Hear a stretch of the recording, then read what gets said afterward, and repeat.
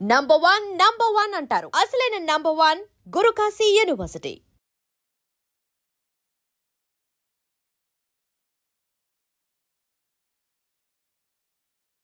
Starting ఎన్ని views వచ్చేవి 999 ఇండియాలో? స్టార్టింగ్ పెట్టగానే ఏం వ్యూస్ ఏం రాలేదు మేడం. First okay. నేను స్టార్టింగ్‌లో పిల్లోళ్ళతో చేసేవాడిని. హ్మ్. మౌల, చింటూ, బుజ్జి అని ముగ్గురుంటారనమాట. ఓకే. వాళ్ళ మదర్స్ కూడా బాగా ఎంకరేజ్ చేసేవాళ్ళు. హ్మ్. ఎప్పుడు అడిగినా కూడా తీసుకెళ్ళమనే చెప్పేవాళ్ళు. ఓకే. అప్పుడు పెద్దగా రీచ్ రాలేదు. సో, మా ఫ్రెండ్ ఒకరున్నారు మౌల అని చెప్పేసి. హ్మ్. వాడు ఒక ఇద్దరిని పరిచయం చేశారు. ఆహ్, సో, వాళ్ళతో తీయడం స్టార్ట్ చేశాను. కొద్దిగా ఓకే. రీచ్ వస్తా వచ్చింది. హ్మ్. ఇంక వాళ్ళు ఇంక వాళ్ళదేమి ఇది కాదు. జస్ట్ నా కోసం హెల్ప్ చేయడానికి వచ్చారంతే. అదేలెండి. తర్వాత ఈ మల్లెల మంచం హ్మ్. పరిచయమయ్యారు. ఓకే. సో, ఇంక అట్లా 1/1 మా మమ్మీ 1000 సబ్‌స్క్రైబర్ల వరకు గూడా ఇంటింటికి పోయి సబ్‌స్క్రైబర్లు, గంట సింబల్లు, జనాభా లెక్కల మాదిరి యానిమేటరే గదా! ఆ! ఆ! ఊర్లో అందరూ తెలిసినోళ్ళే గదా! ఓకే.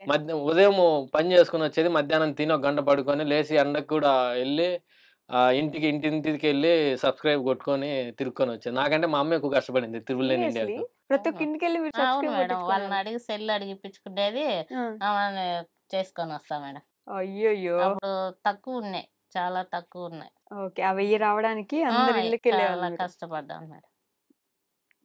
సూపర్ అండి. అసలు 1000 రావడానికి ప్రతి ఒక్క హ్మ్. ఇంటికెళ్ళి మనమే సబ్స్క్రైబ్ చేసుకొని రావడం అంటే వాళ్ళ వాళ్ళు సెల్ వాళ్ళు అడుగుతారు కదా! ఎందుకు అవసరమా ఇప్పుడు యూట్యూబ్ ఛానల్ ఏంటి అని ఎవరు అడగలేదా మిమ్మల్ని? ఎందుకురా అదే ఇప్పుడు పనులు అమ్మోళ్ళండి. చేసుకోవచ్చు వాళ్ళకి కదా! యూట్యూబ్ అని చెప్పను మేడం. ఆ! నేను ఆల్రెడీ గ్రూప్‌లో ఉన్నారు కాబట్టి హ్మ్. మీకు వేరేదొకటి సర్వే వచ్చింది. అది మీ సెల్లులో చేయాలని జెప్పి తీసుకుంటా మేడం.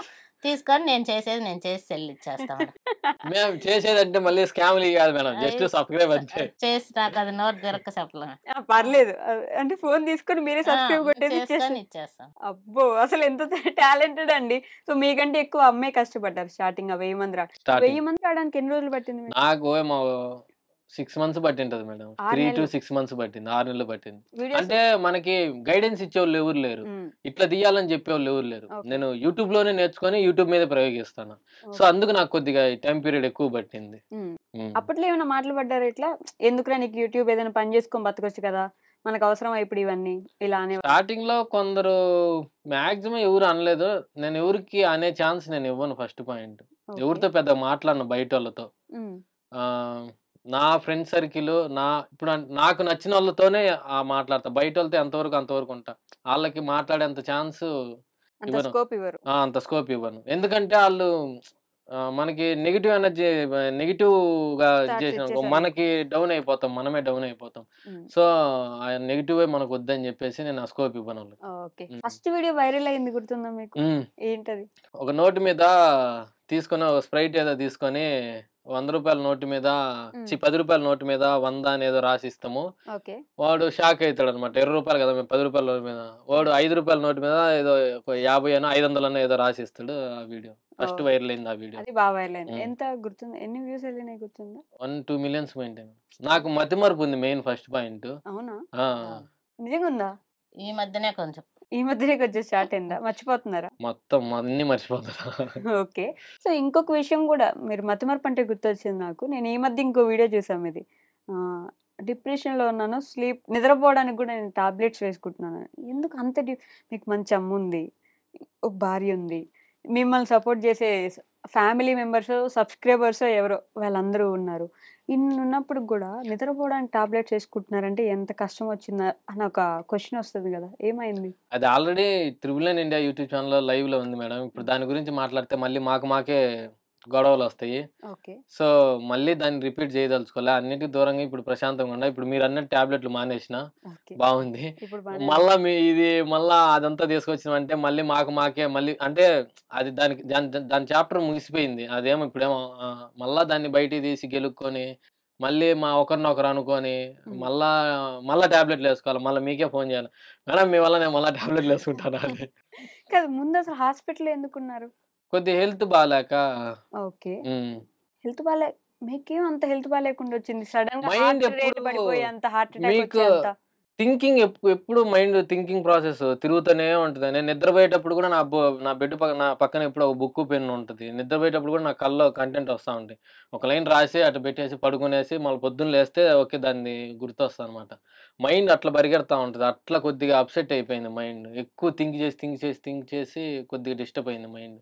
ఓకే. దానికి హార్ట్ అటాక్ వచ్చే హార్ట్ అటాక్ స్టేజ్‌కెళ్ళిపోయారు. అంటే కొద్దిగా హార్ట్ బీట్ 160 సంథింగ్ ఎంతో కొట్టుకునింది అంతే. 160 అంటే ఆల్‌మోస్ట్ హ్మ్. పోయే పోయే స్టేజే అండి. అనకూడదు గానీ చాలా అవును. డేంజరస్ ప్లేస్ కదా! ఒక 10 నిమిషాలు లేట్ అయ్యుంటే ఇబ్బంది అయ్యిండు అని చెప్పారు ఆ! Doctor madam. ఓకే. ఎవరు తీసుకెళ్లారు ఆ టైంకి? మా సిస్టర్, మా బావ వాళ్ళ ఇంట్లో ఉన్నాను నేను ఆ టయానికి. ఓకే. సో, చీకట్లో కొద్దిగా ఇబ్బందిగా అనిపించింది. సో, ఇమ్మీడియేట్‌లీ హాస్పిటల్‌కెళ్ళిపోయినాము. హ్మ్. సో, ట్రీట్మెంట్ స్టార్ట్ చేశారు. 1 ఆర్ 2 డేస్ ఉండి వచ్చేసినాను అంతే. అమ్మో! అంటే హాస్పిటల్‌కి దగ్గరలోనే ఉన్నారు. అందువల్ల సేఫ్ అయ్యారు.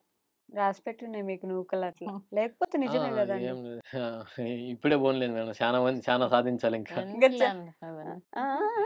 ఎందుకులే అవన్నీ అనుకోవడం అంటున్నా. ఎందుకులే అవన్నీ అంటున్నారా? కానీ నిజంగానే దాంట్లో చెప్పినట్టు మళ్ళీ మీరేమన్నారంటే, మాకేం పెద్ద శత్రుత్వాలేం లేవు. మళ్ళీ వీడియోస్ చేస్తాం అన్నారు కదా! ఎందుకని ఇప్పటిదాకా ఒక వీడియో కూడా చేయలేదు?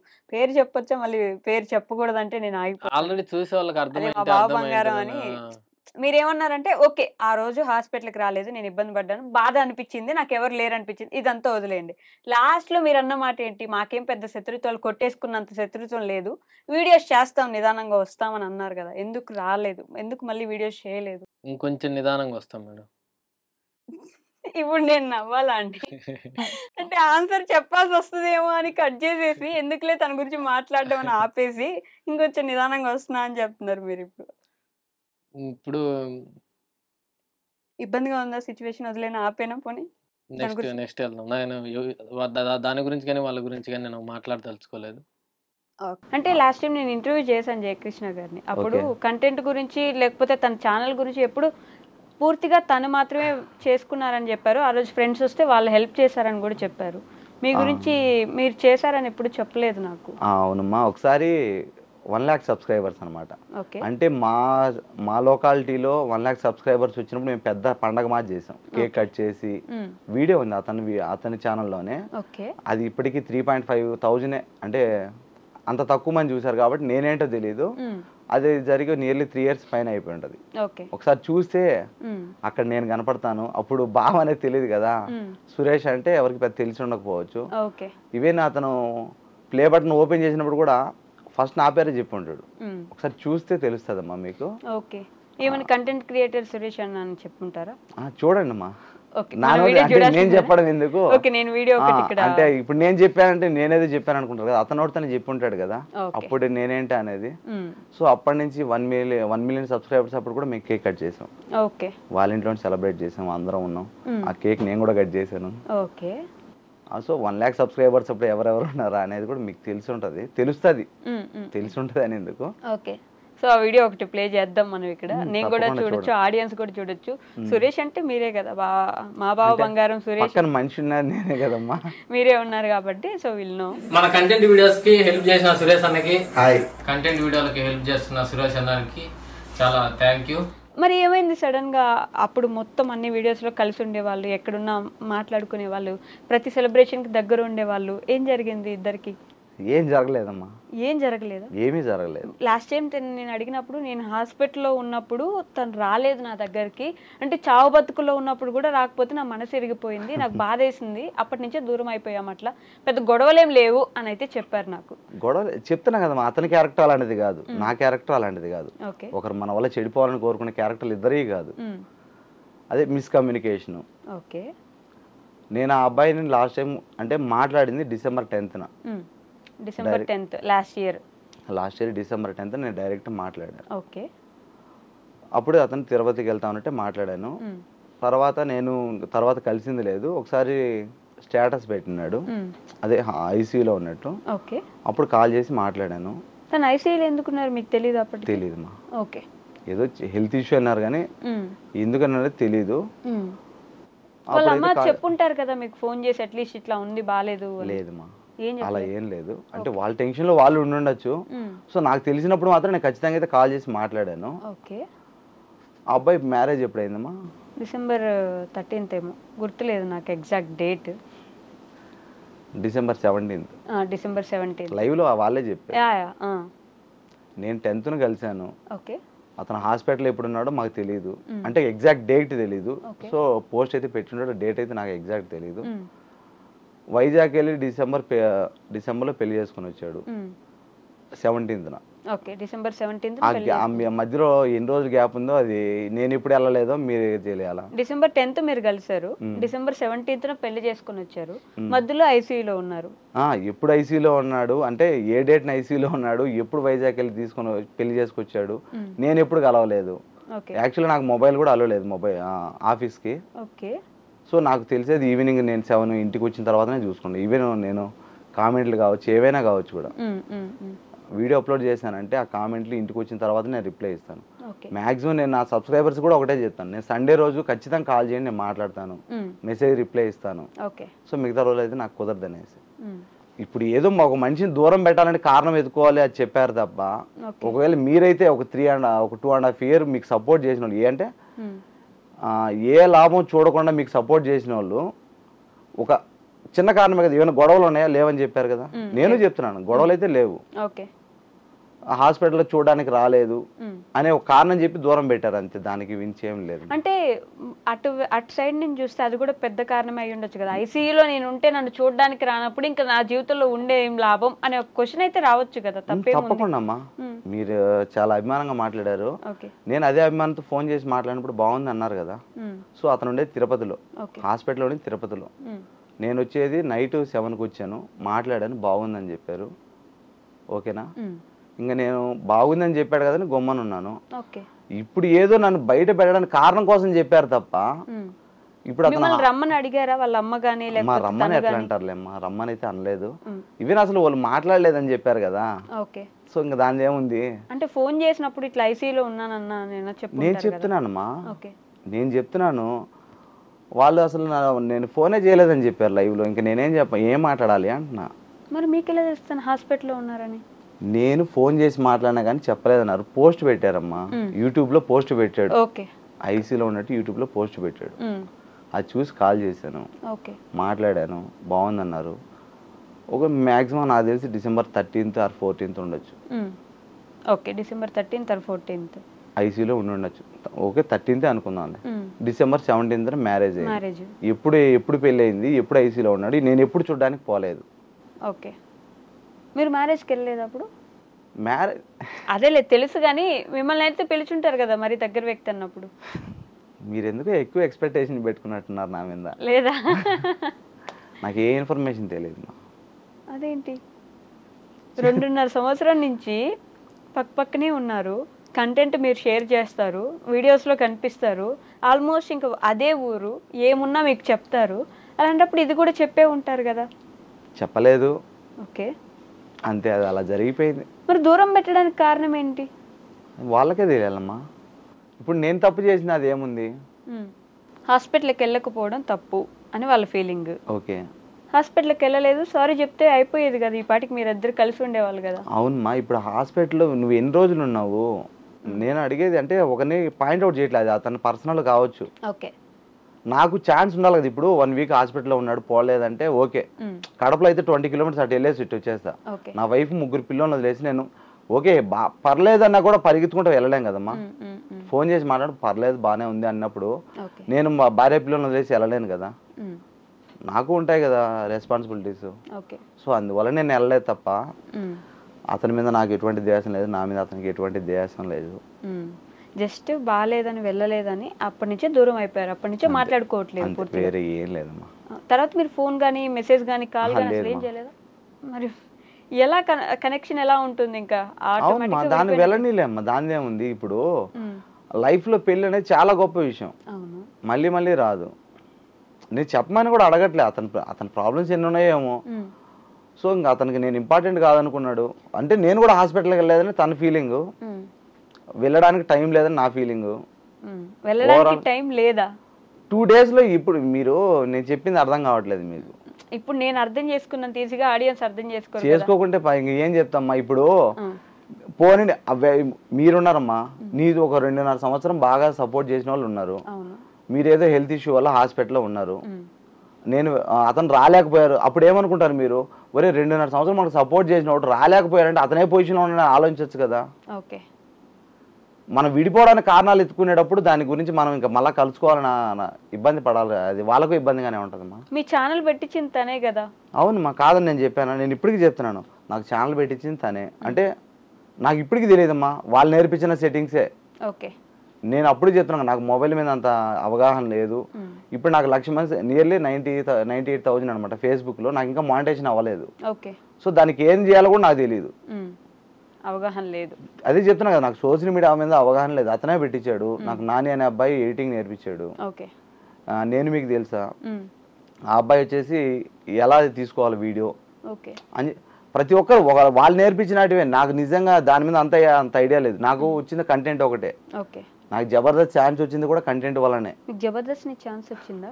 అవునమ్మా, డైరెక్టర్ గారు ఒకసారి కాల్ చేశారనమాట. ఓకే. అంటే ఫస్ట్ మెసేజ్ చేశారు, నేను జబర్దస్త్ డైరెక్టర్ని, మీతో మాట్లాడాలి, మీరు ఫ్రీగా ఉన్నారా అని. ఫ్రీగా ఉన్నాను సార్ అంటే వెంటనే కాల్ చేశారు. ఒక 1/2 అవర్ మాట్లాడాను, చాలా హ్యాపీ అనిపించింది. ఓకే. నేను అట్లా బ్రేక్ఫాస్ట్ చేస్తా, మీ వీడియో ఒకటి చూశాను, మీ రీల్ ఒకటి చూశాను, ఓకే. మళ్ళీ ఛానల్ ఓపెన్ చేసి కంటిన్యూస్గా ఒక 1 అవర్ దాకా చూశాను నేను, చాలా బాగున్నాయి కంటెంట్లు, ఎవరు రాస్తున్నారు అన్నాడు. ఓకే. నేనే రాసాను సార్ అంటే, మీరు జబర్దస్త్ మీకు ఇంట్రెస్ట్ ఉందని అడిగారమ్మా. సో ఒకసారి అంటే అవకాశం వచ్చింది కాబట్టి వెళ్ళాను. ఓకే. కంటెంట్ గురించి డిస్కస్ చేసాం, ఒక షోలో జస్ట్ బ్యాక్గ్రౌండ్లో కనపడ్డాను. ఓకే. తర్వాత నేను ఆ జబర్దస్త్కి వెళ్ళాలంటే ఇక్కడ నా ఫ్యామిలీను యూట్యూబ్ను ఏదో ఒకటి వదిలేసి వెళ్ళాలి, మళ్ళీ నా ఫ్యామిలీని స్ట్రగుల్లో పెట్టాలి. అంటే ఒక 3 పిల్లలను మా వైఫ్కి వదిలేసి నేను అట్లా వెళ్ళడం అనేది నాకెందుకో ఇబ్బంది అనిపించేసి నేను ఆ అవకాశాన్ని అయితే కొంచెం అది కొంచెం బాధమ్మా ఇప్పటికీ. అంటే చెప్తున్నా కదా, సక్సెస్ అయితే అందరూ హ్యాపీగా మాట్లాడుకునే వాళ్ళే, ఒకవేళ ఇన్ కేస్ ఫెయిల్ అయితే నా ఫ్యామిలీ స్ట్రగుల్ పడుతుంది, నేను బాధపడాల్సి వస్తుంది.